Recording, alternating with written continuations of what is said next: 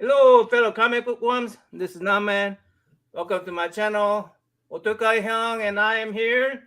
We're gonna have a guest here soon, but before we do that, I have an announcement. Before Otaku Hyung takes over, I have some couple announcements few announcements that I want to make. Uh, Tomorrow, Sunday, hashtag road to 1500, road to 1500, road to 1500. Raj to 1500. Raj is having a celebration tomorrow. Everybody please attend 7 p.m. Eastern time. He's going to give tons of stuff away. And I'll be there if that helps any. Yeah. And Rogers right now, he went to a Comic-Con this weekend. Yeah. I just saw from his post that he was in Comic-Con in Orlando, I believe. But yeah, that's cool. Yeah. And then the comic book community is nominations open. I should be nominated for the best beer because I'm going to have beer by then. No, just kidding. It's open now. Nominations open. Everybody go. I'll provide link. Oh yeah, Instagram will have the links and everything. So that's open. Then another one is APHAM,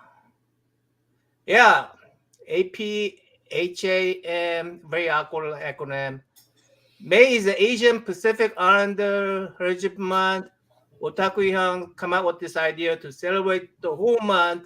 We're gonna try introduce Asian Pacific Islander American collectors and artists, Asian Pacific Islander artists, and yeah, we're gonna try to. I mean, we have few guests already lined up. We're gonna try to get more. I even contacted Jim Lee, but anyway, he's a busy guy though, and if he comes on the show, we'll be so ecstatic. I don't know. I'm just gonna say, Otaku, you talk to him. I'm just speechless. Oh, I would be too. I think I would. I would definitely be nervous for that show to ask him questions, but I would also, relish that opportunity because he's such an amazing creator. Yeah. So, but again, we haven't heard back from him. And final announcement for the introduction today is that at Circumstance made a tribute video. You probably will get feel of what we're going to talk about today by saying this. So go check. I'm going to just play about 15 seconds of it so we don't, so he won't, demonetize us by, taking us to copyright down. He told us we could play this. So let me see if I could put this up. Yeah.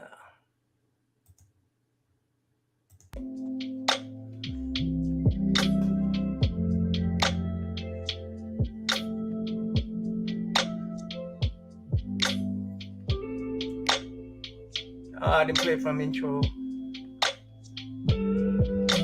So you guys probably get the idea that what we're going to talk about today.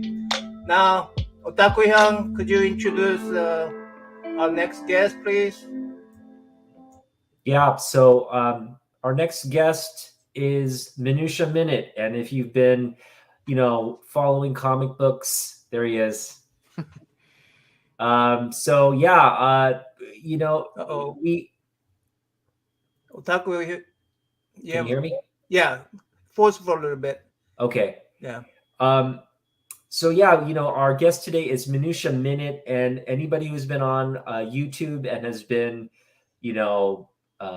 into comics and especially Batman comics, MinutiaMinute has been putting out a lot of great content. He's very knowledgeable about Batman, both current and past. He's been following the story for the Batman narrative for a very long time. He's very knowledgeable on all the books and the different creators that have contributed. And so it's kind of fitting that we have him as the guest today. We didn't plan it this way. It just kind of happened. Neil Adams passed away. He passed away yesterday. or the announcement, the news came that he passed away yesterday, and I do believe he did pass away yesterday, and it was a big shock to the comic book community. And there's been a lot of tributes, especially from the creators. I think Neil Adams has a special place in the heart of many creators because of what he did over the course of his career to fight for creators' rights and just be such an influential force with his art style. So, Minutia Minute. Why don't you go ahead and introduce yourself? Tell people about your channel and what you do as a collector. Yeah, so I am Minutia Minute, for those of you guys who don't know me already. I've been on YouTube on and off for many years, although I've only really just kind of gotten back in the last year. I've been pretty much off for quite a while.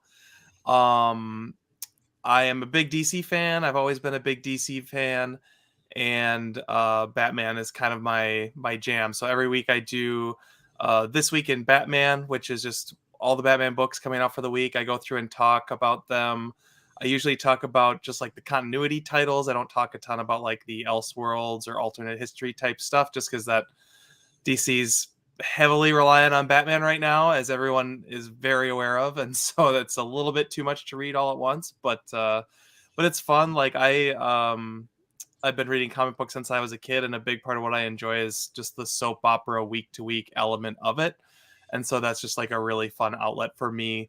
I have Tuesdays off, and so every Tuesday I just go down to the comic book shop, read my books, and share them with you guys. It's kind of my favorite day of the week. So everything else kind of comes and goes, but I talk about movies typically on Sundays. I'm actually doing something a little bit different this week, but normally I'll talk about movies on Sundays. I do card rip videos on Thursdays, kind of a little bit of all kinds of different things. One of the things I learned from when I was on YouTube before is if I just talk about comics, it can get a little bit too claustrophobic. I like to talk about other things when I have other interests. I like to be able to share those things. And so I've tried to do that as I've continued forward now over the last year, which I think has helped my YouTube channel and also just for me getting more out of it and sharing with the community. And it's cool because you guys are always interested in going on those journeys with me, which is like really awesome. I'll pull out some random thing and start talking for an hour about it, and at least a few of you guys actually watch it, so thank you for those of you guys who do.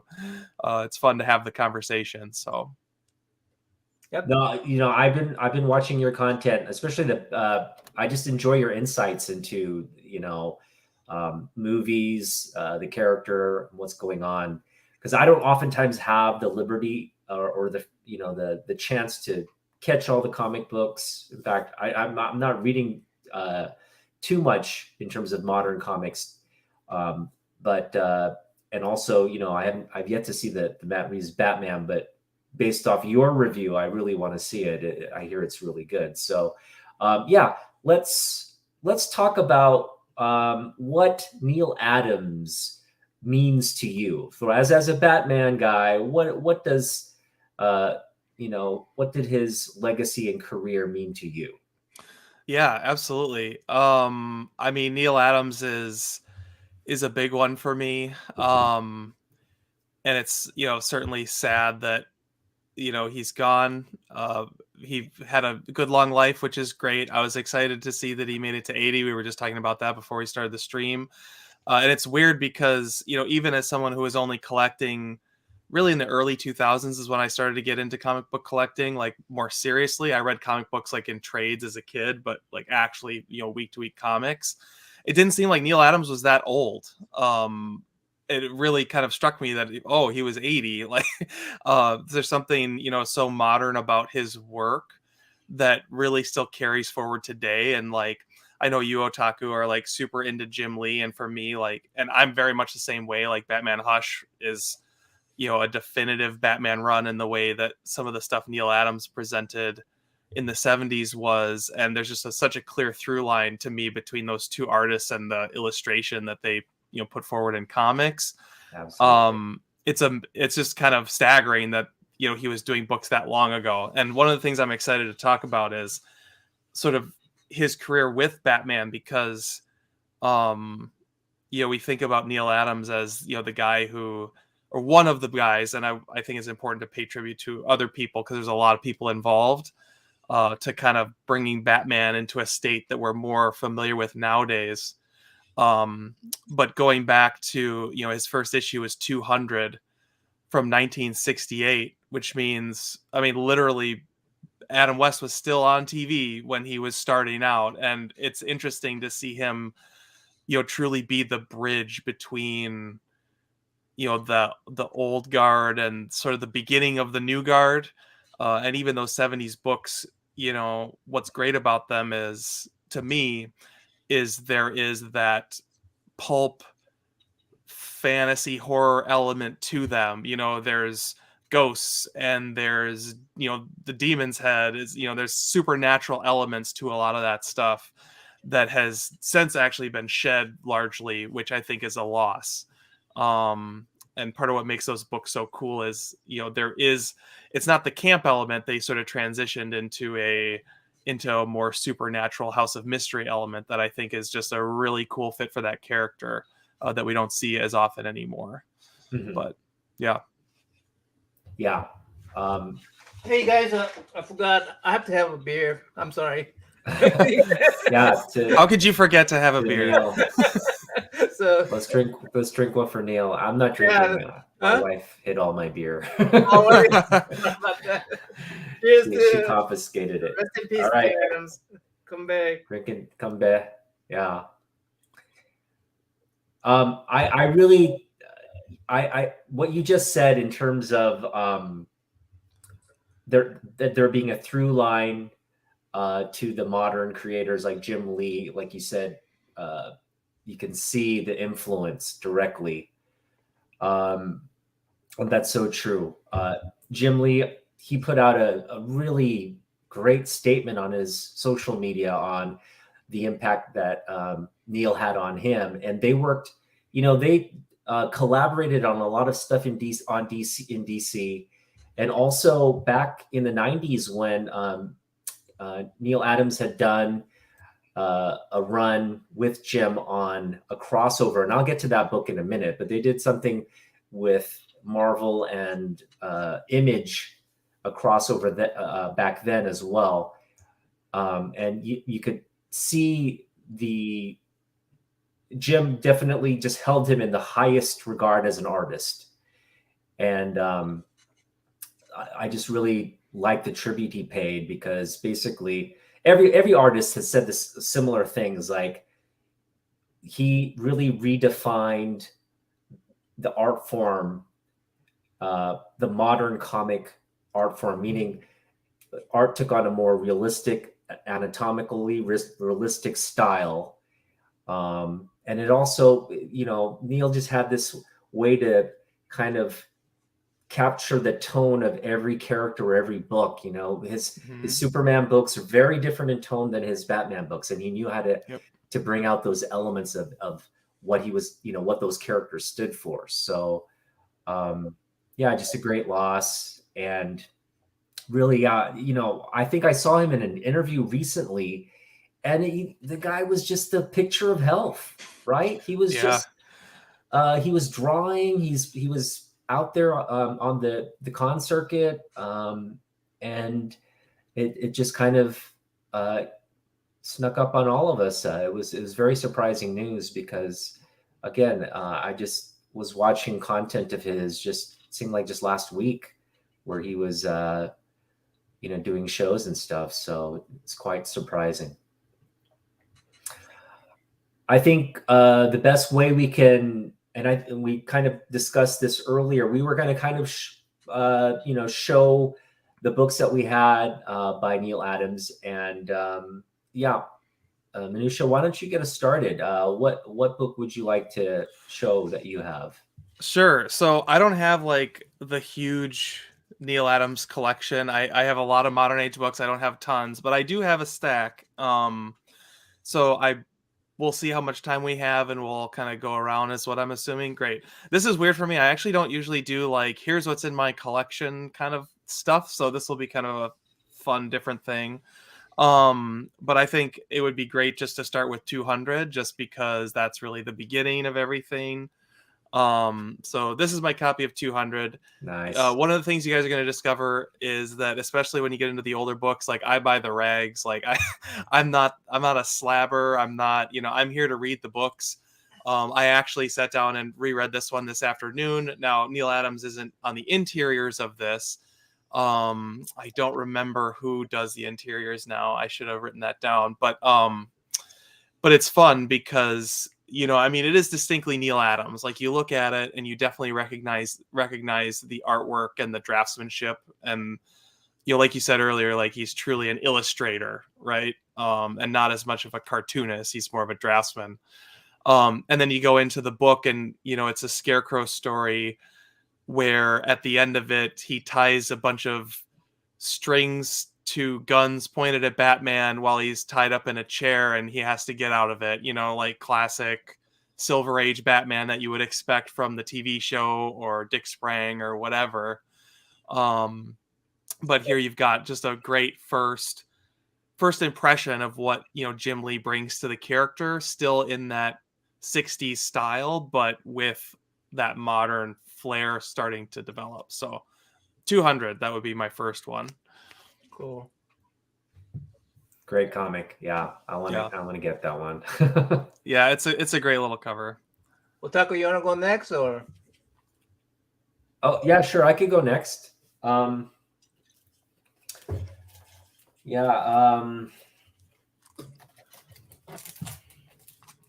have. Oh, yeah.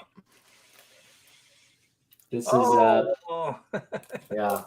This is also a book where he only did the cover, and this is another thing Neil and Jim have in common. So, first of all, Neil and Jim both have done Batman, Superman, X-Men, right? They've done runs on both, which I find really, really kind of fascinating. The fact that they share those kinds of like commonalities, that they've worked on the same books.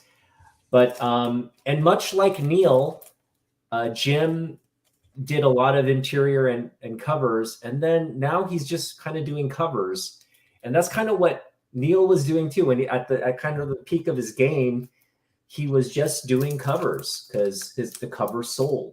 Yep. And this is one of those issues where the interior, I believe, is Kurt Swan, but I think you're right.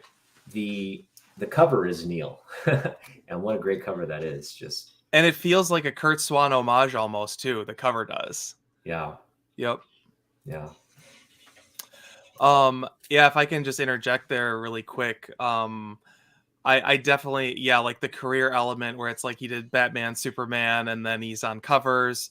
There is definitely a parallel there. I think Neil Adams even more so because, like, he really is the cover artist of Batman during that period. And we'll look at that as we're going through some of the books that I have. Like, he had like a decent run on Brave and the Bold, I think. I only have one Brave and the Bold, which I'll show pretty soon here, I'm sure. But he did a fair number of those. He did some detective, but when you get to the main Batman title, he only did half a dozen books probably. And it was really just the covers. So like he was on the cover of Detective, he was on the cover of Batman, he was on the cover of Brave and the Bold, but he actually only did the interiors on a select few. And for the most part, that's where he was like the brand image of the book, which we talked a little bit. I think that was in the before we started recording, but you open those books up and you have to give credit to like Irv Novick, who did the interior art on like probably 75% of the books that you think are Neil Adams books, because you know what I mean? Like, like Neil Adams was the face of it. But also like Jim Lee, Neil Adams was, chastised for never being able to put a book out on time. And, Irv Novick filled the gap for so many of those issues. When you go through, it's like once every 4 or 5 issues is when Neil Adams actually dug in, and everyone was just over the moon. If you look in like the editor's notes or in the editor's letters to the editor, there's always comments that's like, literally there was one I read today that was Neil Adams for president, and then like the next book over was, we're so sorry his books are so late. Like literally just, and that's like Jim Lee in a nutshell to me. Like that's what I think of when I think of Jim Lee. So definitely, I think that's a really apt comparison. Yeah. Nauman, why don't you show us your book? Yeah, I think you prepare me for this book right here. I don't have many Neil Adams books, but this is a Neil Adams cover. Can you make yourself big? I was gonna say I can't see it. I gotta get closer. Yeah. Which way? This way. Yeah. Oh, nice. Yeah. And Nasu was I think was a penciler. And what I noticed about DC comic is that compare this one with this one. Okay. Yeah. I don't know if you can tell or not, but Neil Adams inked this, Nasu penciled it. And what DC tend to do, I noticed, I don't know if this is true or not, I noticed that in Commandia as well, like when they bring in another artist, it's sort of like there's a training period, and you're gonna seem like it's gonna be similar to my art, and so the person who's drawing next will, be similar to, let's say, if Jack Kirby started it, then he'll be like a Jack Kirby. If a Neil Adams started it, then he'll be like a Neil Adams. And I noticed that Nasu, at first tried to emulate Neil Adams. So, yeah. So that one is the Neil Adams. The one you're holding there is the Neil Adams. This one is Neil Adams. Oh, that one's the Neil Adams. Yeah, he inked it. So basically, he took Nasu's pencil and he inked over it. And this one's I see what you're saying. Yeah. So it's like a little training period where they go through, and DC want to make you believe that, hey, there's gonna be Neil Adams, and then this guy's gonna be just like him, And, yeah, that happens a lot. It's the marketing. That's exactly it. That's it. Jim Lee will draw the cover, and you think, oh yeah, he's doing it, and then like 3 issues in, you realize, oh, he's got nothing to do with it. It's not there. I'm sorry. Yeah. Yeah. So that's a great point. They only we kind of chuckle about the fact that he's just doing covers and the late the interiors, they kind of wrestle away the book projects because they're late to submit work and whatnot.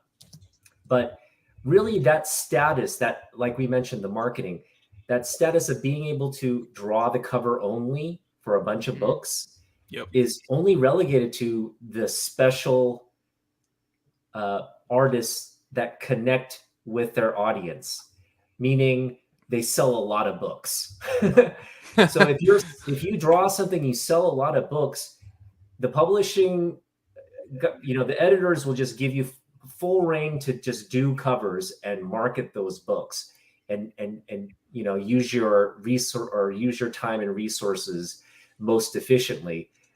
Because at that point, it doesn't make sense. If you're such a popular artist, it doesn't make sense to always be working on books. You can give the lower tier artists, make them work for their paychecks and just keep the marketing aspect of it. So yeah, both Neil Adams and Jim Lee are definitely those guys. Okay, so you have some Batman books to also share? Sure. So I think the next one I'll probably show, I'll skip some of these. I think the next one, probably the best one to show, this has Neil Adams interiors as well, which is good. We'll pop this one open. But I do have a copy of Detective Comics. This is 403. Oh, nice. And this is what I'm talking about when we talk about like the pulp Batman, the supernatural, the Dark Knight detective that is very like Hound of the Baskervilles. Like this is a good example of that. I'm trying to remember. Hang on. Let's pop it open. I can't remember which. If this has got some of the.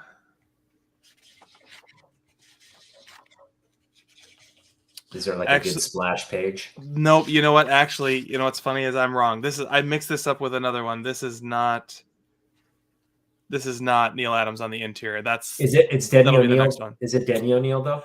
This one is I think this is Frank. Yeah, this is Frank Robbins.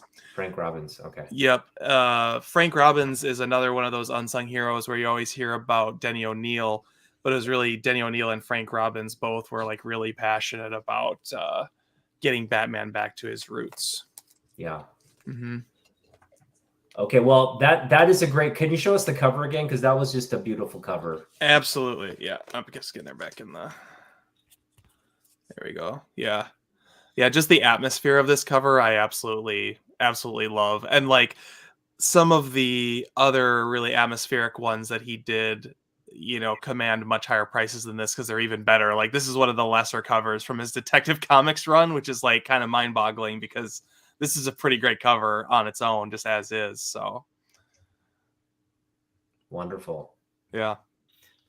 Is it Novak inside? Is that right? Yeah. Is it Sleepy Reader? Maybe Sleepy Reader should be part of the panel here.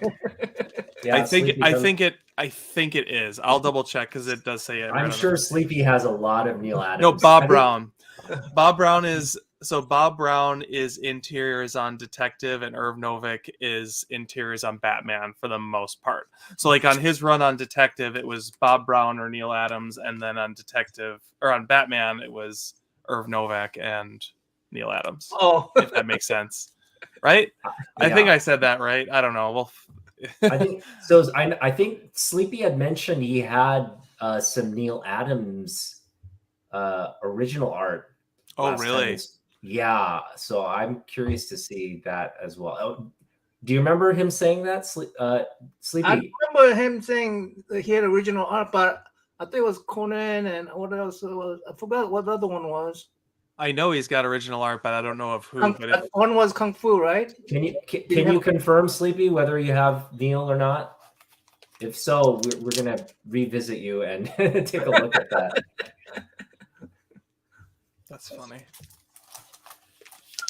All right. Naman, do you have another book? You may show another book? Okay. I have three, you know, so let me show you another book. Real quick. It's one of my favorite books to show. Whether it's I've shown this so many times. I'm getting a lot of use out of this book. Let me see if I can. Oh, nice. Yeah. Oh, there you go. Yeah, this is actually not cover. I don't think is done by Neil Adams, but the back cover definitely is done by Neil Adams. Nice. Yeah. And what I understand is that interiors. This is very peculiar about drawing Superman. I don't know if you guys know that or not. I heard they are very peculiar about Superman. I noticed. I don't know if that artist name. Just recent artist. He's a YouTube artist, box office artist. Okay. He get hired by DC Comics, and he draws Superman. And someone will go in there and change the face of Superman for him, without even asking the dude. And basically, Neil Adams did the same thing in these books. Inside, he'll go in there without asking anybody. He'll go in there and just change the look of Superman, because this is very peculiar about how Superman look. So I guess Neil Adams is the guy who set the standard on how Superman should look at the time, I guess. Yeah. So. Yeah. He drew Superman wonderfully. Yeah. So I haven't heard about anybody else. Not Batman, not anybody else, but Superman, they're very peculiar about how they draw his face. Yeah. So, you know what you mentioned there. So on the What If #1, the cover with the Fantastic Four and Spider-Man, that that cover was drawn by John Buscema, but John Romita Sr. actually did Spider-Man on that one. Yeah, they all collaborated because on of what you just said, because they need to get Spider-Man looking Right. just right. So Right. they gave that assignment to John Romita. I guess I can go next. Like you mentioned, Superman. Oh, I love that. I love that book. I need to get that book. That's another great one for sure. Yeah, this is again, he didn't do the interior on this, but he did. Now, apparently he hated this cover. Really? Oh, really? Yeah, because the face right. because what they did was they had to change the artwork to make, and this leg is just out of proportion. So oh yeah, why, now that I am looking for that, I see it. Yeah, okay. Yeah.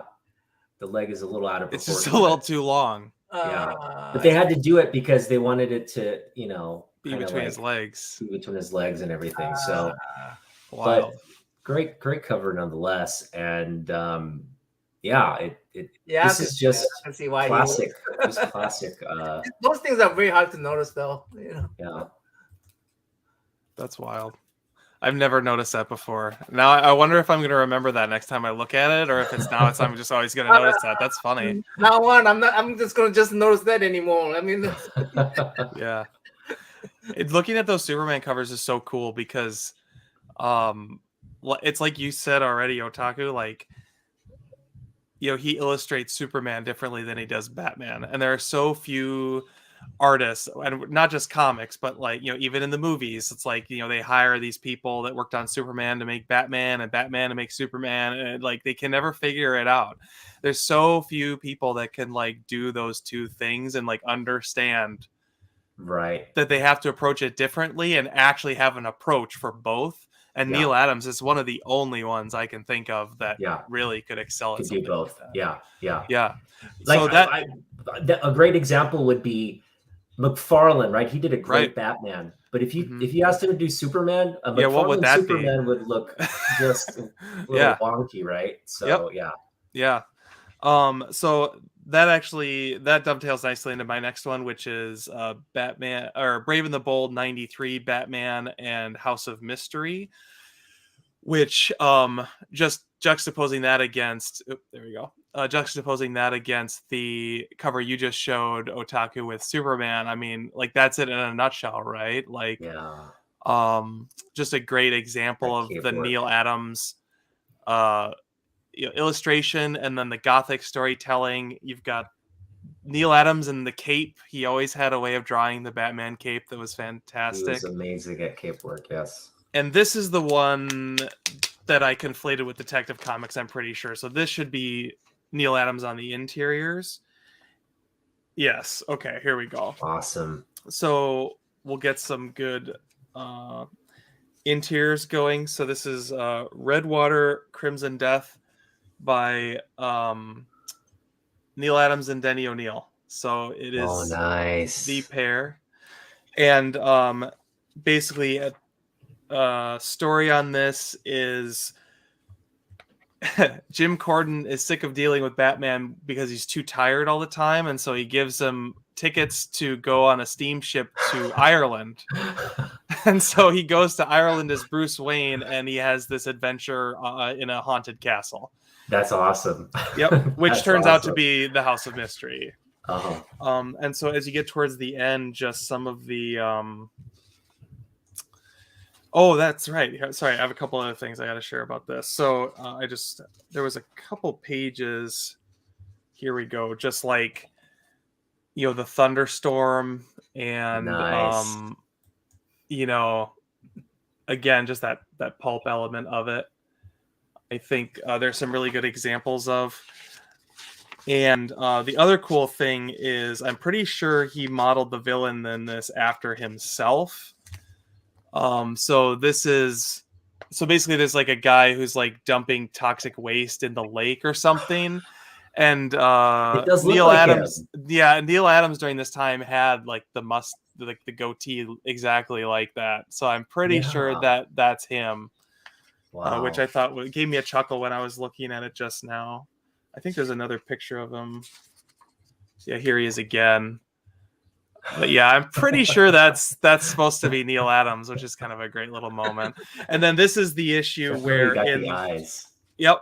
Yeah. And then this is the issue where editor's note to those readers who were disappointed by our failure to produce this issue's Redwater Crimson Death after repeated promises earlier, we apologize. So classic note from the editors there, which I thought was great. You know, when I was editing the thumbnail today, yeah, I noticed that you and Neil Adams look alike. I was wondering what you would look like without your beard. Me? Yeah. I don't know about that. I don't see a resemblance. I sometimes I don't have a beard. If you scroll back, you'll see I've got beards, mustaches. I just kind of am on a rotation, so you'll see it at some point. You'll be disappointed. I don't think I look like Neil Adams, but I'll take it. Okay. I think it's your turn, Naman. Is it my turn already? I think it is. Okay, this is my last book, so don't ask me to show again. This is really shameful, but actually I got it for free. My friend was going to throw them away because there's no cover in it. But I say I'm not going to let you throw that away. Yeah. I have no cover. So Muhammad Ali versus Superman. Neil did the interiors on that as well, right? I think so. Did he? Naman, he did the interiors on that. So that is a Neil Adams book, not just the cover. This one. Yeah. Beautiful. That's a classic. Let me see if I can find the cover. You should blow yourself up so we can see it closer. Yeah. Oh, okay. I'm sorry. You're good. Beautiful. That's a beautiful book. Yeah. No cover. That's that classic. Let me see if I can find the cover. Hold on, guys. Let's see. I think everybody knows that cover. That is just such a famous cover with the Ali versus Superman. I wonder how many of those, there's got to be tons of coverless copies of that book because people pulled it off and put it on their wall. Yeah. There's that one you could slab even without a cover. I mean, I would buy it. Yeah. I would buy it. There you go. Yeah. That's a wraparound too, right? Yeah, go down a little bit. You can see the whole thing. Yeah, this one right here. That's a beautiful cover, though. Yeah, this wraparound cover. Cool. Whenever they make these kind of covers, then usually either make it pin up on the back or wrap around the whole thing. Wait, am I seeing that right? $49.44? That's a reprint. 49. Where are you looking? The price of the. Right here. They're selling it for $49.40. That's pretty reasonable. Huh. Maybe I'll get one. There have been a few reprints of it, I know. Wow. Maybe it's a reprint. Yeah, they do have reprints of these, so you gotta be. It says deluxe edition. Yeah, there's like a hardcover of it. It doesn't say. Normally, it says something else on these kind of books, collector's edition or something like that. So yeah, that's a special book. That's a special book. Yeah, all of you guys have like really great books. It's awesome. I guess Minutia, why don't you go? I think you have the most books, right? I have how many more do you have left? Because I only have 2 more. Okay. I mean, I've got I have several more, but I don't know that we need to show them all. Okay. So I think we should just kind of keep going around the horn, and then if we want, we can do just a quick round through a few of these. I don't have all of it, but I have a decent chunk of Batman Odyssey, which he did in 2010. So that's 10-ish books that I have, and then I've got a handful of other. There's only a couple more that I think we really should make sure we show. So I think we just keep going. If you want to do another one, and then I'll do one more. Okay, I'll do one. So I just mentioned that we were talking about Neil Adams and Jim Lee and how similar they are, and how Neil has influenced a lot of artists, but Jim Lee especially so. Jim has mentioned on many occasions, Neil Adams' Superman is what, kind of compelled him to that character growing up. And so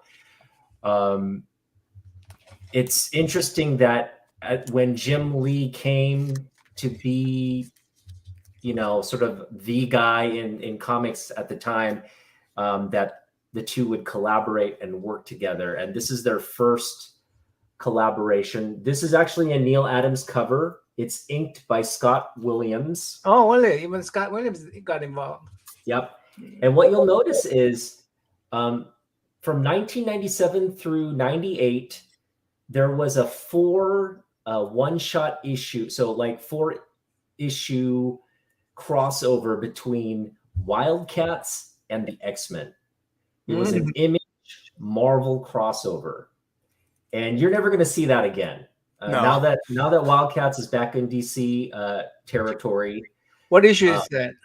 So this is the second issue. There's 4 issues. There's a Wildcats X-Men Golden Age. This is Wildcats X-Men Silver Age. Then there's a Modern Age, and then a Dark Age. And so those are the 4 issues. This is the second issue in the run, and it's the only one where Jim and Neil worked on the book. So they did both the interiors and Neil. So there's a Jim Lee variant cover where Jim Lee drew Grifter, and then this is the Neil Adams variant cover, and this is the one drawn by Neil Adams. So That's I'm gonna. cool. You just picked it up today? I picked it up today, and I asked you to pick up mine. what happened was this is gonna kind of weird everybody out, but I went to Half Price Books yesterday. Famous last words. And I went to Half Price Books yesterday. I was just digging through to see, and I'm oftentimes looking for Jim Lee books and whatnot. And I ran into this one. And I also ran into X-Men #1, the famous cover where it wraps around. And I was like, wow, they're both in here for, like half price off. And I was thinking of getting both, but then I just thought, So oftentimes what I do is I'll take the books out and I'll put them kind of in the back. So where like the bottom back shelves so people can find them, and I'll come back and get them later. Yep. And I did that for this book as well. And then I go home and, and I'm just scrolling through my social media, and then I hear the news and I'm like, oh, I got to go and get that. Go back and get that book now. I got to go back and get that book. And it was so that weirded me out. The fact that I would run into, kind of run into this. And I've mentioned this on many times in my channel. The concept of unmyeong is a Korean concept of fate or destiny. And I apply it to my comic book hunts. So basically, you don't know what you're going to find, but if you do find something that you connect with and like and think, I got to get it, just get it, because that is, you were destined or fated to find that book in that box. And definitely yesterday, I mean, I could have gone to a billion other places, but I decided to go and stop by Half Price Books yesterday of all days. I ran across this, and then I went back today to pick it up, and I got this for $0.25. 25 cents. Wow. So just love it. Yeah, I didn't know that book existed. Yeah, that's cool. I actually just got a Wildcats by Jim Lee omnibus from someone locally in town. I'm wondering if that's in there, because if he collaborated on it, it should be maybe somewhere in the back of the book. That's wild. Yeah, the right there. Korean word for unmyeong or fate, I guess. I mean, did I mention this already? I think I mentioned in prior to the video. I mean, prior to coming live, but I know it is a very sad event. But if we're going to do, I mean, we planned this a week ago, right, Minutia? Yeah. We planned this a week ago. And we almost did it a week ago. Or we could have done it a week ago, but I couldn't. Yeah. So it literally, And then this happened, and I'm going, I mean, there's no other person maybe a sleepy reader could have done it, but there's no other person, that really fits this particular show paying tribute to Neil Adams. Right. Yeah. Neil Adams was definitely, I think, more. His career is more DC. He did a lot of work for Marvel, but what I'm saying is he's more known for his DC work, especially that Batman. Right. That's kind of like his Batman and Green Lantern. Basically. Green Lantern, yeah, yep. Those two, yeah. So yeah, do you have another book for us? Yeah, I'll show. You said you have one more then? I have one more. Yep. Okay. Then I'll show. Trying to decide what are like the best ones to show here. I'm overthinking it. So I'm just gonna show this one. This is number 240. So confession, I actually used to have a copy of 232, and I wish I had it today to show you guys. I bought like an insanely low grade years ago. It was, I mean, I don't know grades, but I mean, we're talking like probably a 1.5, something, just absolutely just tattered book that I got for under $100. And I was like, that's amazing. It's in my collection. And then I've been thinking about upgrading it. And last year, with prices the way they are, I sold it because it was like, I'm never going to get more money for a book in this horrible of a condition. So I'm holding on to that. Like I'll get it again. I'm going to get a higher grade one, but I haven't gotten it yet. And now I'm kicking myself because I wish I had it to show for today, but otherwise no regrets. But so we're going to skip all the way up to 240. And this is Neil Adams on the cover.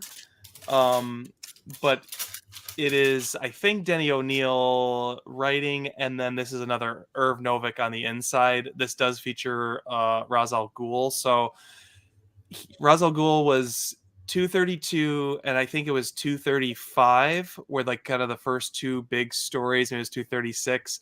And then he was kind of on the back burner for a little bit and came back. And I think, honestly, when I'm thinking about like my favorite Neil Adams books that I like really want to get from the Batman run, it's actually kind of in that gap between 235 and 240. There were some really cool covers from that era if you go look at those ones in particularly online. Yeah. But this was kind of the kickoff book for kind of the greater Ra's al Ghul story. So like you had the return of Talia, and then shortly after this, Bruce Wayne fakes his death. So I think the idea was so that Ra's al Ghul would think that he's dead, but he's still running around as Batman. So it's a little bit confusing, I guess.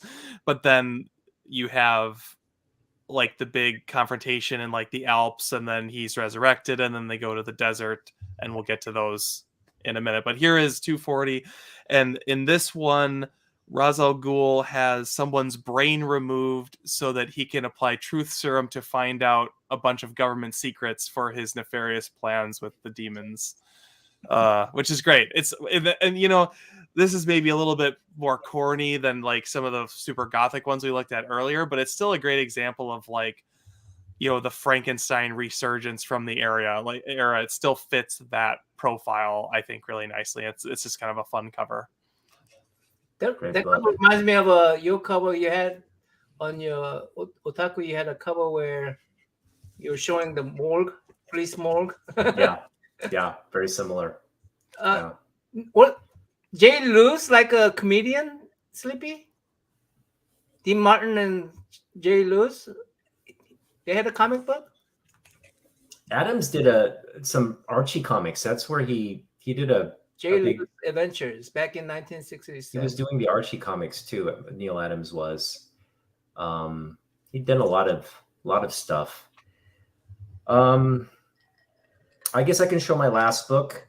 Before I show my last book, though, I do want to mention, because you were talking about Neil and his work on Batman, and we can't have a Neil Adams discussion without talking about the big ones, the Batman 227, Batman 241, Batman 251, that great cover with the Joker holding the playing card. I mean, that everybody wants that comic. Everybody wants that comic. It's just, one of those things that it's hard. I think that's got to be the pearl of the Bronze Age, I would say. And that's his last Batman. Also, yeah. Oh, sorry. Go ahead. I see people showing off like I saw a 9.0 online, a 9.0, and the guy was just like, it's not. He was saying like, oh, it's not even my favorite. I don't really like this cover. Give it to me if you don't appreciate a 9.0 Batman 251. Give it to me. So was it slabbed? Cool. It was slabbed. See, that's why he didn't read it. Yeah. Just so you know, like you can't completely have an emotional attachment to a book if you haven't read it. Yeah, that's true. That's true. Yeah, that's true. And those probably don't have a. That was a great they one have too. A digital copy. What are your thoughts about those covers, though? Like, you. So you said so, yeah. I mean, like 227. That's the Detective Comics 31, right? Yeah. I mean, it's an incredible cover. That one's cool because, you know, in that one he's channeling the Golden Age, and it almost doesn't, you know, you recognize Neil Adams, but it is not his normal wheelhouse at the same time. Yeah. He did what's the word I'm looking for? It was like homage inception, because he did an homage to his own homage in the New 52 with that cover with Joker on the top. So it's like 251 and 227 like smashed together. That's like kind of a cool cover. I don't have that one, but I need to find it. Look for that one. Yeah. It's I'm sure it's probably not that hard to find because it's only, you know, it's not that old. It's a few years old. But yeah, I mean the 251, obviously, I mean that's an incredible cover. Did you say 241? 241 is where his cape is kind of like flowing behind him, and it's just him on the cover. Look it up. I have that one. Do you want me to show that one? Great. Yeah. I skipped it, but yeah, I do have 241. Oh, that one. Yeah, okay. Is that the one you're talking about? Yeah. It's a classic one. Yeah. It is a classic one. Yeah. Yeah. I decided to show that's 241, right? Disembodied Brain. Yeah, 241. Yeah. Yep, you're right. 241, and this one. Yeah, this one's just a random story. I don't think Ra's al Ghul's in this. Like, he comes back in 240 and then he disappears again and shows up again in like 242. Which 242. Look at the cover though. Look at his pose in the cape. It's amazing. Classic. Yeah, it's no, amazing. Absolutely. I agree. Batman always have that little moon in the back, seems like. Yep. Especially with Neil Adams. Yeah. Yeah, see, I elected for the Disembodied Brain because that's just more my personality, but what was I gonna say? I lost it. I'll think of it. But yeah, that's definitely a great cover for sure. 241's great. Sleepy just did a comment. It was funny when he did a whole month of homage covers to himself. I didn't realize he had done that. That's probably the month then. Did he do that? Was that does he remember what was that issue 49? Because that was when I'll bet that was it. I bet a bunch of people did homages to him, and then he also did one. Yeah, we gotta pick those up. Yep. That's funny thing that Sleepy Reader mentions New 52. That's what we're going to talk about today. New 52. Yeah. We were going to talk about the New 52. Yeah, but yeah, that's a whole can of worms. We can do that another time if you guys want to. That is such a loaded time period for DC. Yeah. Yeah. Fan or not? I have very fond memories of it because that was when I started on YouTube. So like that is definitely part of it. I think that I mean, short version, like Dan Didio is someone that's like pretty reviled nowadays. He actually did a lot of, I think, really important things for DC in like the mid 2000s, and like the New 52 was like kind of the end of that period when like he was really constructive. But there was also, I mean, there was a lot of great stuff in the New 52, especially early on, that kind of just gets lumped together with all the bad stuff.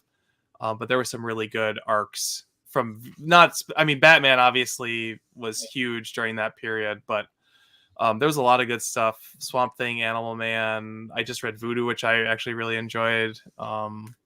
There's stuff in there. There's a lot of good stuff in there. Yeah, DaCosta says New 52 brought us together. That's literally true. Like, I met DaCosta because he was talking about Greg Capullo probably in his bathroom watch his old videos. He records himself in the bathroom mirror and shows his Batman books. It's fantastic.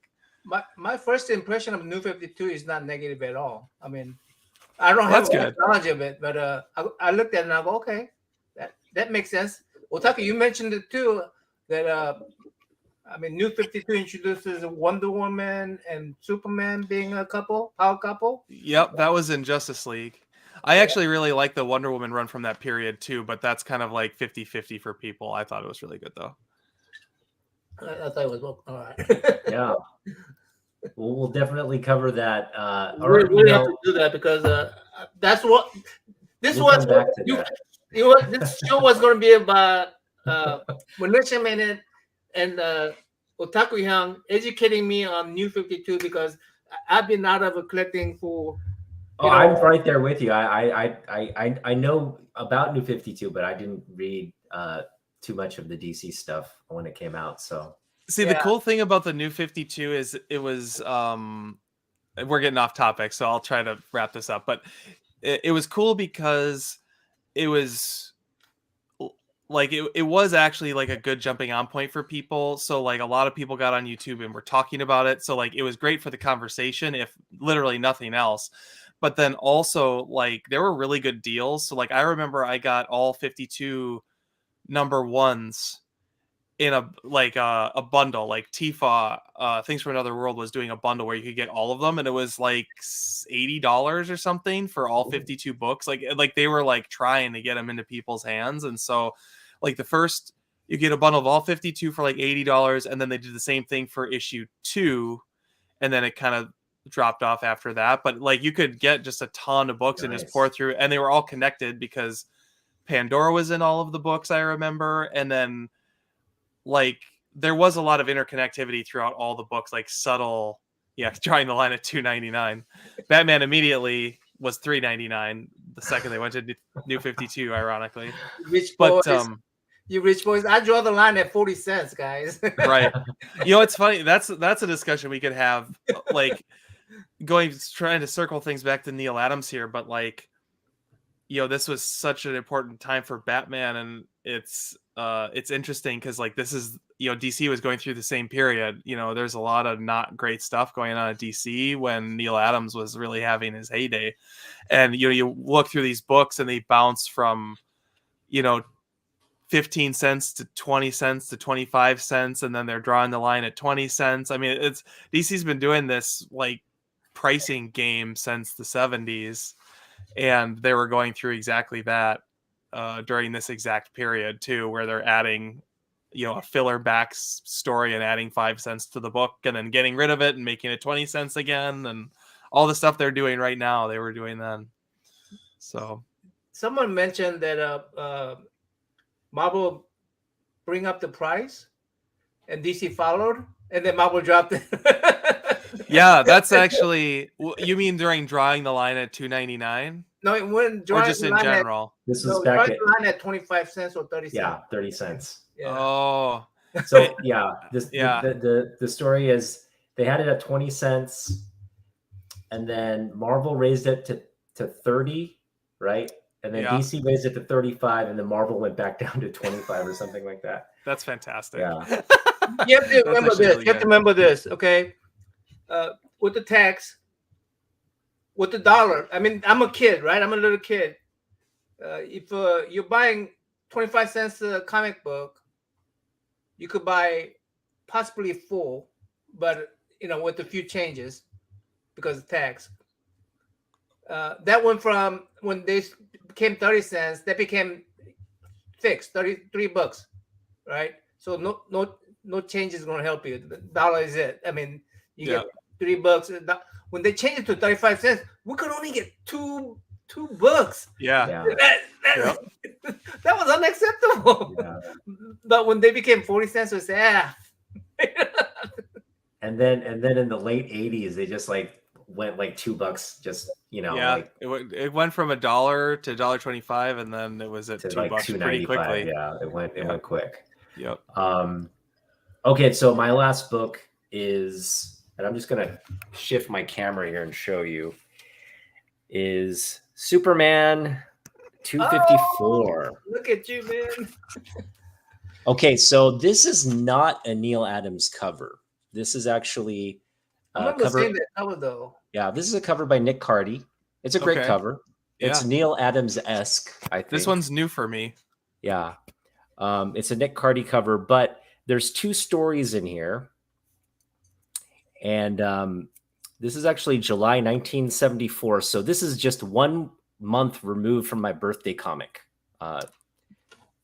FYI. Awesome. Yeah, awesome. But the second story here is called The Private Life of Clark Kent. And it's the baby who walked through walls. And it's penciled there, as you can see, by Neil Adams. And the writer is Len Wein.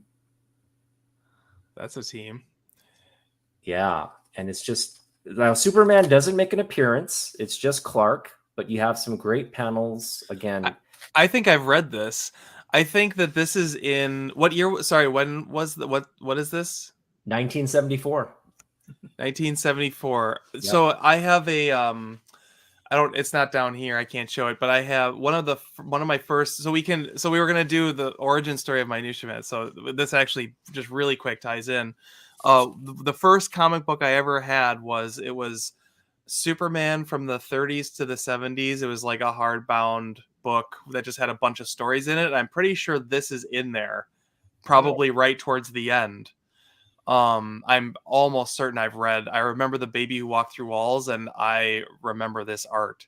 That's really cool. I'm getting flashbacks right now. Yeah, it's great art. I mean, and so what's great about this is I was able to pick this up, just really cheap. It's not a good condition book, but again, he did the interiors, and it's a different feeling than the covers, like to have actual like panels where he's telling the story and doing what comic book artists do as opposed to just drawing, really nice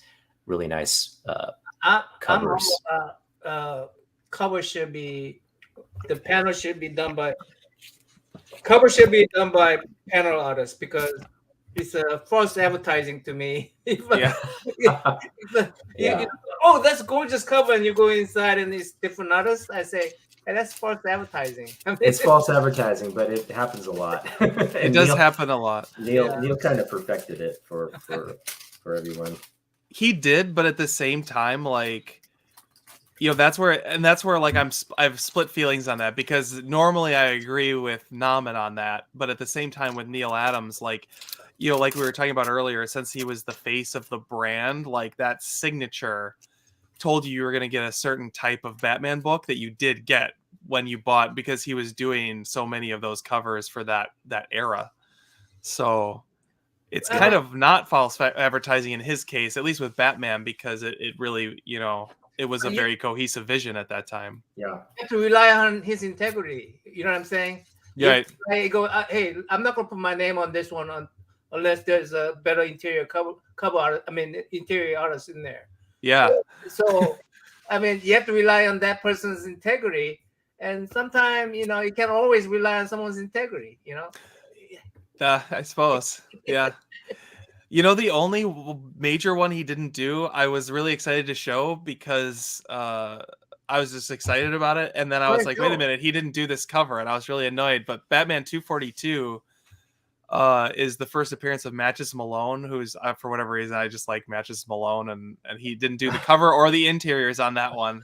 So I guess he doesn't like Matches Malone. But it's first appearance, Matches Malone. You see the real Matches Malone shoot himself accidentally. His bullet bounces off Batman's chest or whatever, and then he dies, and then Bruce Wayne forever will be Matches Malone whenever he needs to be. So anyway, random thought, but cool. Who did the cover for that? I don't know. Actually, sure. I looked at it and I was like, can't be Neil Adams. And then I looked it up and I was like, oh yeah, it's not, damn it. Yeah. That's a tall shadow to come out of. It had the spirit, like if you were to just like be full, scrolling through, you might not question it, but it's definitely not Neil Adams. Right. All right. So should I do my last book? Yeah. All right. So then the last one I'll show. The cuts, I want to see that book though. Which one?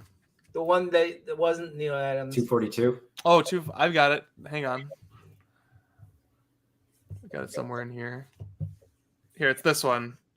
So this is the one where he does fake his own death. So right here. Oh, Maybe that's someone a nice in the cover. It is a nice cover, Yeah. and maybe someone in the comments can tell us who did the illustration for it. But yeah, it's a great cover, and it's the first match as Malone, who is sort of just a fan favorite of mine for whatever reason, and then it's also a great issue because it's Bruce Wayne fakes his own death to go hunt Ra's al Ghul at the end of it. So it's kind of it's actually kind of a key issue for it not to be Neil Adams on the inside or on the outside. Yeah, But like you said, it's very Neil's-esque, I think. It is. Well, like we were talking about the moon, and like the composition is very Neil, but if you look at it, you can tell it's definitely not Neil. Yeah. That's awesome. All right, so my last one then is I would say my favorite Neil Adams Batman Ra's al Ghul cover, which is 244. I just think this is this is a masterpiece, and I'm going to show this in my Bearded and Cole's cover challenge when I talk about Ra's al Ghul, and I'm in the middle of editing it, so it's fresh on my mind. But one of the things I said in that was like, for me, this is where it's like I backed into Neil Adams. Like for me, Jim Lee's Batman came first, and around the same time I started exploring Neil Adams, and so I always connect this cover with the Ra's al Ghul Hush cover, even though they're completely different compositionally. There's a lot of similar visual cues in that and this, and so I just think they make a great pair, and I just think this is an amazing cover and a great representation of Neil Adams' anatomy, and the classic, like the Batman where you can see where the cowl ends and then the suit begins. I don't know that I've seen that canonically before this. Actually, maybe it exists before that, but I've never seen a book that did that until here. This feels like Jim Aparo almost. That Hush run, you're referring to, like, I think Batman 616, right? Where it's got to be right around there, because that was towards the end. That is an homage to this story. It really is an homage to that story. Yeah. Yep. Absolutely. So Jeff and Jim were paying tributes to their predecessors. Yeah. You still have that moon over there. Still got the desert. It's like dusk. I think that's the sun. It's like desert dusk. Oh, it's the sun. Okay. Yep.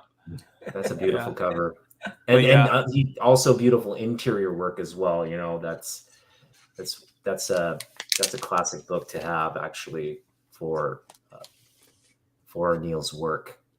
Yeah, this is Oh, are you gonna show us some of the interior? Yeah, I'll find a couple good, because this has got the fight and like talking about, like, I'm sure a lot of people have read Hush that are watching, and like it's literally is a page from Hush. That's a really good point. I didn't really think of it that way, but that's very true. Yeah, it's the same moment, the same duel. Yep. And then Talia saves his life after he gets after he gets bit by the scorpion or whatever. Yep. And then the kiss. A great page right there. That's a great page. I think I saw someone also showing this off on Instagram earlier today, because I was I believe it. It's one of the keys. I was just consuming Neil Adams stuff all the last 24 hours. But thank you for showing absolutely. The other cool thing about this era is Mike W. Barr from Akron, Ohio is all over. He's in like 2 or 3 letters columns in this exact run, which of course, famous comic book creator that did Son of the Demon in the 80s, which obviously has had repercussions even now into today's comic books, obviously with Damian. So it's kind of cool to see that lineage and these people grow up and then join the industry, 10, 15 years later or whatever. I was really, when I was going through editor's notes today, I was like, God, it was like I saw 2 or 3 times Mike W. Barr showed up. And I was like, that's got to be the same guy. He's from Akron, Ohio. Like, how many Mike Barrs are in Akron, Ohio? I don't know, but yeah. Yep. I think McFarlane also wrote into some of those Batman books as well, right? I think so. I don't know which ones, but I Superman. feel like he wrote into like a Supergirl or Superman. Oh, maybe. I don't know. McFarlane wrote into like a Supergirl, and he was in two subsequent issues, like two back-to-back issues in the male corner, and that's a key because McFarlane's in there as a fan. That's funny. As a teenage, like a young fan, right? He's like a young kid in that. He's writing in. So I thought that was, like, you mentioned Barb, but that reminded me of that. Yeah. But, all right. Cool. So hours are up on us. MinutiaMinute, you are welcome to stay for a little bit after we shut down the live stream. Okay. But I think we need to shut it down. Well, before we shut it down, let's have Minutia kind of promote his channel and what he does. Tell the audience just a little bit about yourself. Sure. Yeah, I mean, so yeah, I'm just MinutiaMinute on YouTube. I am MinutiaMinute on Instagram. I really got Instagram specifically so I could communicate with you guys. I don't do a ton on there. I'll occasionally scroll through and like some stuff, but I'm not really a social media guy, actually. I don't have Facebook. I don't have anything. And I just got Instagram just for you guys mainly. So really just find me on YouTube. That's pretty much where I troll around all day, watching videos intermittently whenever I can fit them in. Try and fit as many videos in as I can. So yeah, swing over there, subscribe. You'll see lots of talk about Batman. You'll see, like I said, talk about movies, card rips. I'm going to try and do some more other comic book stuff, because I do read stuff other than Batman. It's just that Batman is the weekly grind for me because that's all I collect in singles. So I'm working on doing some more. Tell us more about that Bearded and Cole's comic challenge. What is that exactly, and when's that video coming out? Oh, that's the villain challenge, right? Villain challenge. Yeah. So there's only a few rules, and I broke at least 2 of them. But so you have to own it. It has to have a villain on the cover, and you have to like it. And I think it's supposed to be 10 covers, and I'm not sure exactly how many covers I'm doing. That's a lot of villain covers, 10. Is it? Because I'm pretty sure I've got like 25. Oh wow. I got a little carried away. The second he announced it, because I usually want to do them, but like I said, I only have Batman in singles, and I don't really want to like dig open trades, and it's just like that's lame. And so I just enjoy watching everybody else do it. And I'm like, yeah, he'll do a Batman one someday. And then he did better, which is villains cover, which, I mean, Batman has the greatest villains gallery of all time. Yeah. You can argue Spider-Man, but I would say Batman for me. Spider-Man's certainly up there. But yeah, so, I mean, there's so many great Batman villains. So I just tried to find one of each that I could. And so that's, I'm working on any of that now. So I'm hoping it'll be up tomorrow. Normally I do a movie review, but I'm taking a little break from that just to try and get some other content in, because I've been so for those of you, that's I guess another thing I can plug. Normally I'm doing the 365 movie challenge, which means I have to watch 7 movies a week and review them, which takes up literally all of my time. So I'm rebalancing my priorities a little bit. So you're not getting one of those tomorrow, but you're going to probably see the Bearded and Cole's cover challenge tomorrow. And I'm going to try and keep it reasonably short so that people will actually watch it. I want to watch it now. I want to see. You have one more secret thing you need to probably mention, because face it, this is the end of the live show. Yeah. Not many people will come here, but you do have one secret thing that you need to mention. Oh, okay. So really quick, I'd also the only overlap is this cover. So if you do tune into the Bearded and Cole's, this is on there, but I don't have any others from what we showed today. So just fun fact. And so the other thing that Naman is really worked up about is I do have a contest going on right now. I don't know what I was thinking, but so I have a contest going on. If you go to my channel, there's a big question mark on it. You can click it. It's 45 seconds, and there's a link to the actual contest video. I left it unlisted so that it's really hard to find. And I'm not talking about it at all. But you guys are welcome to talk about it. It's really, it's, to be honest, like I spent a lot of time thinking about what would be fun. I tried to get some stuff that people will hopefully like. I still don't know if it's stuff people are going to want or not, but I want it. I didn't want that. That's why I waited till last minute because. Oh, okay. Yeah. Yes. But honestly, like I'm actually very content with my 500 subscribers. I like seeing new subscribers come on and like meeting new people in the community, but that's really all it's about for me. So like I'm not like, you know, trying to promote it and get a bunch of people flooding into the channel. It's really for you guys who are already here. And if some random person pops in and wins it, I'm completely happy for them and that's great. But I also, you know, it's more of a celebration for you guys. So go check it out. If you watch this far into the live stream, you probably have already seen it. But yeah, feel free to promote it and spread the word. I'm just letting everybody else do all the legwork on that. And I'm just kind of chilling with my 15 views and just being like, this is awesome. Just appreciating the few people who are checking it out. So yeah, you do it for those few people. Yeah, exactly. Just for fun. I was going to ask you, did you like the way I cheated on cover challenge? Oh, for the villains? Yeah, for the villains. Have I seen that yet? No, you saw it. You have to remind me. What did you do to cheat? You say when you mentioned that you cheated. There was 10. You're supposed to name 10. Yep. And I named 10 from different eras. That was cheating? Well, no, 10 from one era and 10 from another era. So I did 20. Oh, that's right. Oh, I did watch that. Yes. That was actually really cool, though. I like that because it was like Namen from. Yes. The only thing is you should have done 2 takes and like combed your hair the opposite way. Maybe color my hair black. You know? Yes, or something. You should have done. Yeah, that would have been sweet. But yeah, that was I actually really liked how you did that. I think I trolled you in the comments a little bit, but when you did that, I was like, that's actually a really fun idea. So I was glad you did it like that. That was cool. And besides, I can't judge because, like I said, like I had a huge stack of books, and I'm like trying to edit some of them out so that the video is reasonable when it posts. So yeah, so it goes.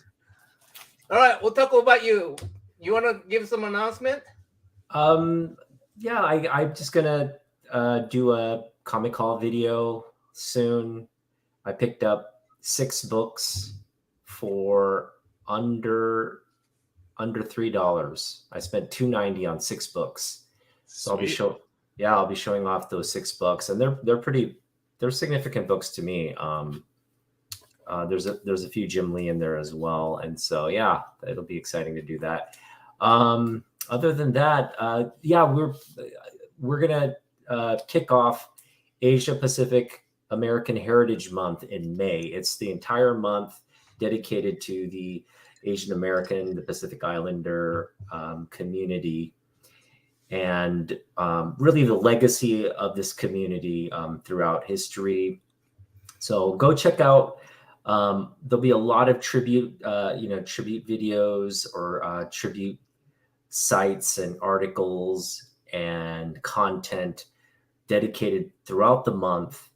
But what Namen and I are going to focus on are Asian American and Pacific Islander creators and collectors and the comic book community specifically. And so we have, a series of, people that we're going to interview throughout the month. And just to kind of tease it early on, we're going to have David Nakayama on.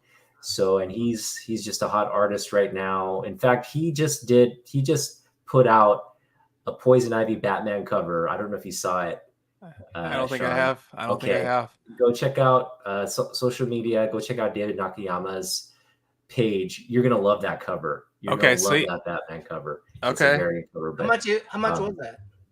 Right now it's cover price. I mean, it's not even out yet. It's coming out. He just kind of teased it, but it's coming out. It's definitely classic. It's an homage to that first appearance cover, but just go check it out. You'll know what I'm referring to if you check it out. But yeah, we're gonna have a lot of great people on, and it's gonna just be a celebration of Asia Pacific American Month. So hopefully people will tune into that. Yeah, we have. I'm excited for that. We have a comic book collector too. What's his name? Asian Funk or something. Who's Asian Funk. Asian Funk, right? Asian Funk. We got him on.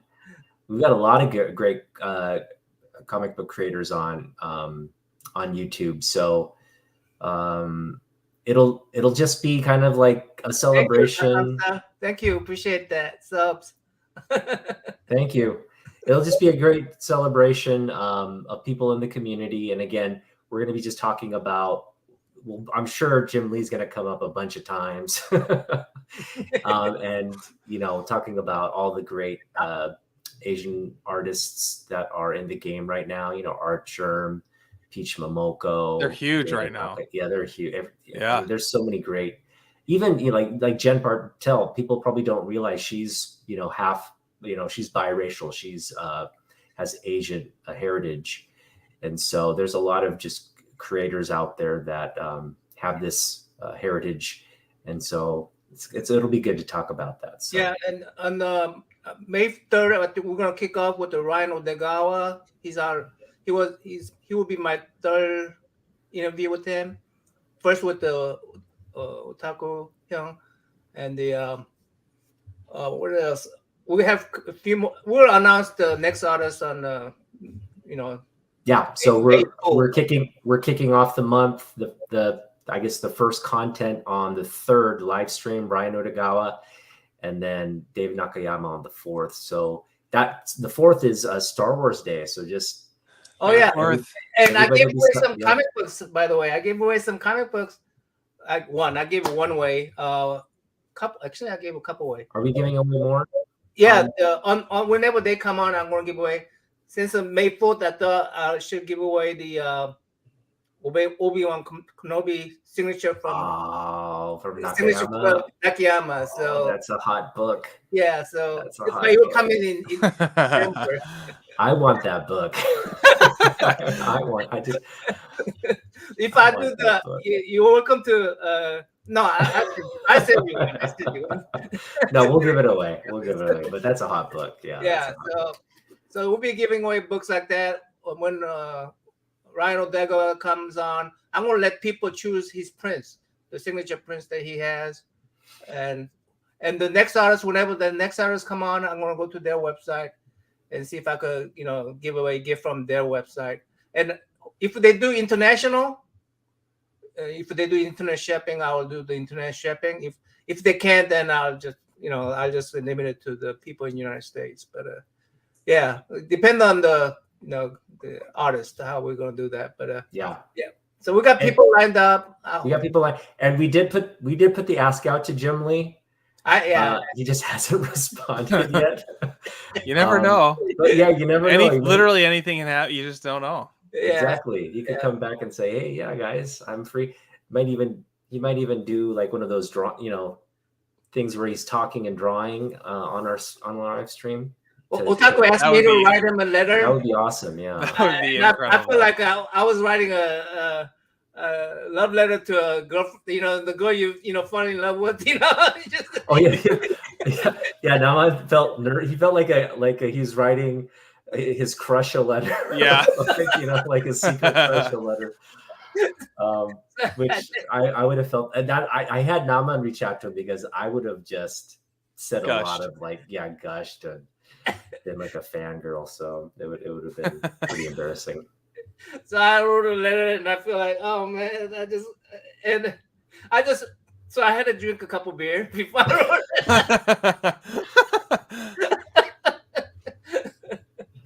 it. Anyway. Well, I think all the announcements done. Hey, I'm going to be at Raj tomorrow. And all right. I'm going to try to promote the Asian there too. I'm going to give away a couple boxes for Raj in the name of Raj's 1500 celebration. The surprise, what do you call those? Mystery boxes. I made some couple mystery boxes up. Maybe I'll give a comic book away there too, to promote the Asian thing. And Pacific Islanders, you have to include that, right? And don't forget about the nomination, the comic book community nomination. Like I say, I don't have the beard of Minutia Minute yet, but I could develop one. Throw it in. Better hurry. Votes end in June, I think, right? Or in like a month from now. Yeah, that's right. Yeah. One more time, I want to thank Circumstance for the clip. Circumstance is really great at editing videos. He is. It's really fun to watch his videos.